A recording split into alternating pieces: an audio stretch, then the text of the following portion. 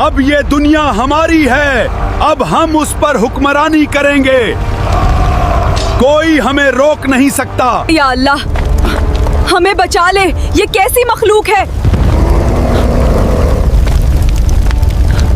کوئی تمہیں بچانے والا نہیں، ہم اس دنیا کو تباہ کر دیں گے۔ جن کے خوف سے انسان پہاڑوں میں چھپ جائے۔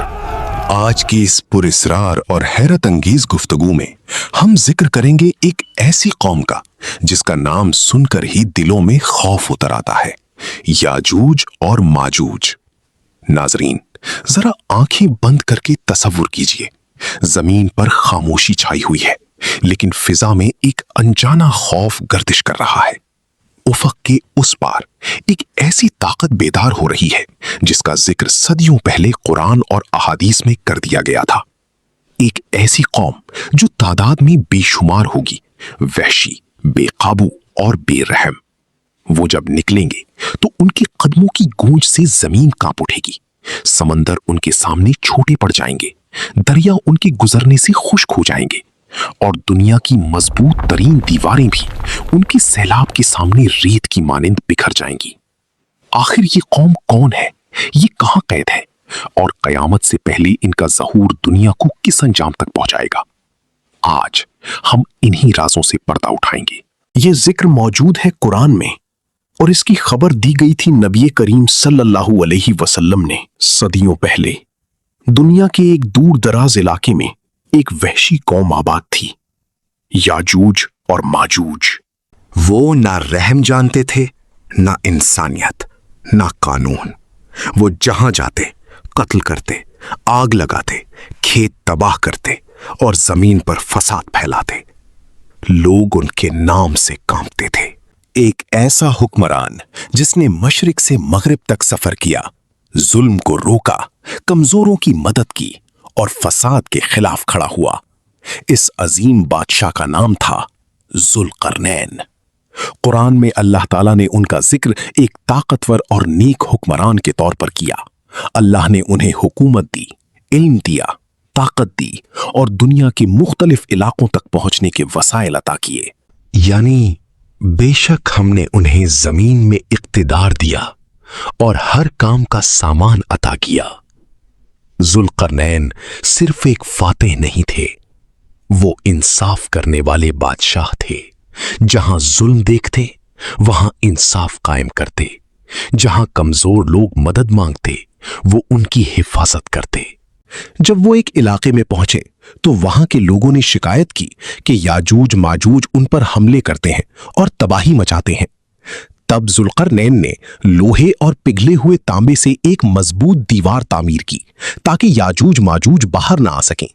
قرآن کے مطابق وہ نہ اس دیوار پر چڑھ سکے اور نہ اس میں سوراخ کر سکے، اور وہ آج تک اس دیوار کے پیچھے قید ہو کر رہ گئے ہیں۔ دجال کا خوفناک فتنہ اور حضرت عیسیٰ کی آمد۔ لیکن یاجوج ماجوج کا ظہور ہی آخری زمانے کا سب سے بڑا خوف نہیں ہوگا۔ اس سے پہلے دنیا ایک ایسے فتنے کا سامنا کرے گی جس جیسا فتنہ انسانیت نے کبھی نہیں دیکھا ہوگا۔ وہ ہوگا دجال کا فتنہ۔ ایک ایسا شخص جس کی ایک آنکھ خراب ہوگی، چہرے پر خوفناک ہیبت ہوگی اور وہ پوری دنیا میں گھوم کر لوگوں سے کہے گا، میں تمہارا رب ہوں۔ اگر نبی کریم صلی اللہ علیہ وسلم نے امت کو پہلے ہی خبردار فرما دیا تھا۔ حدیث میں آتا ہے، تمہارا رب کانا نہیں جبکہ دجال ایک آنکھ سے کانا ہوگا۔ دجال لوگوں کو دھوکہ دینے کے لیے عجیب طاقتیں دکھائے گا۔ وہ آسمان کو حکم دے گا اور بارش برسنے لگے گی۔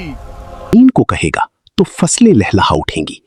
جو لوگ اس پر ایمان لے آئیں گے انہیں مال، خوراک اور آسائش دی جائے گی، اور جو انکار کریں گے وہ بھوک، خوف اور سخت آزمائش میں مبتلا ہو جائیں گے۔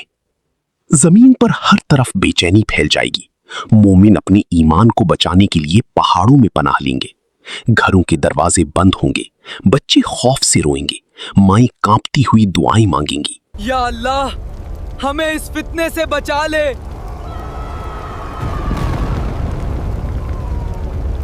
हजरत ईसा अलैहिस्सलाम का नुज़ूल। ये फितने जितने भी अजीम हों, अल्लाह की कुदरत इन सब से बड़ी है। जरा उस लम्हे का तसव्वुर कीजिए जब आसमान जैसे खामोशी से भर जाए, नूर की एक लकीर जमीन की तरफ उतरे, बादल चमक उठे, फिजा में एक अजीब सी पाकीज़गी फैल जाए। फरिश्तों के सहारे कंधों तक बिखरे हुए बालों के साथ सफेद लिबास में मलबूस हजरत ईसा इब्ने मरियम अलैहिस्सलाम जमीन पर नुज़ूल फरमाएंगे। नबी करीम सल्लल्लाहु अलैहि वसल्लम ने फरमाया कि वो दमिश्क की मशरकी जानिब सफेद मीनार के पास उतरेंगे। जब उनका सर झुकेगा तो मोतियों की तरह पसीने के कतरे गिरेंगे। ये वो लम्हा होगा जिसका सदियों से इंतजार था। दज्जाल जो खुद को रब कहता था, उसके झूठ ने इंसानों को हैरान कर दिया था, अब उस सच्चे नबी के सामने होगा, उसका गुरूर पिघल जाएगा।